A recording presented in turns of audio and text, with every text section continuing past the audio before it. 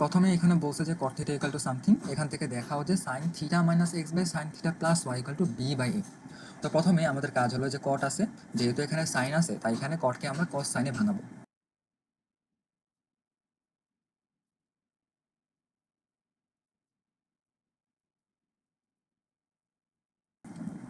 এখন এখানে আমরা গুণ করে দিব যে কস থিটার সাথে এইটা আর সাইন থিটার সাথে এইটা।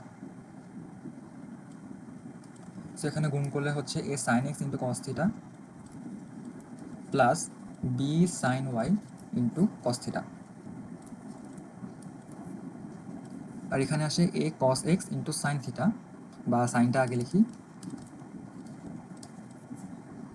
Minus b cos y into sine theta. এরপরে এখানে এটা এই সাইডে নিব, তারপর বি যেটা আছে সেটা ওই পাশে নিব। সো এগুলা একসাথে আর বি গুলা হচ্ছে একসাথে।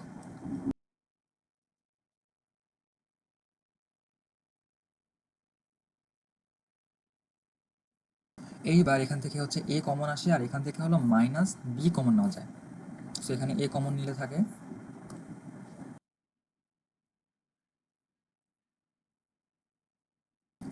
এখন এখানে যে সাইন এক্স আর কস থিটা অর্থাৎ sine a cos b minus কসে সাইন বি, সো এটা হলো sine a minus b. So a sine x minus theta equal to minus b, আচ্ছা এখানে মাইনাস কমন নিলে প্লাস হয়।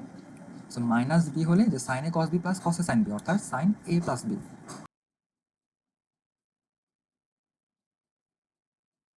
এখন এখান থেকে যে এই ভিতরে অ্যাঙ্গেলটা আছে এখান থেকে যদি আমরা মাইনাস কমন নিই তাহলে এটা কি হবে, সাইনের আগে বসবে।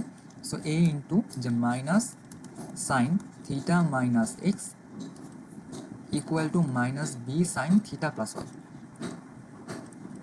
সো এখানে মাইনাস আর মাইনাসটা কাটা যায়। সো ফাইনালি এখানে মাইনাস মাইনাস কাটা গেলে ফাইনালি থাকে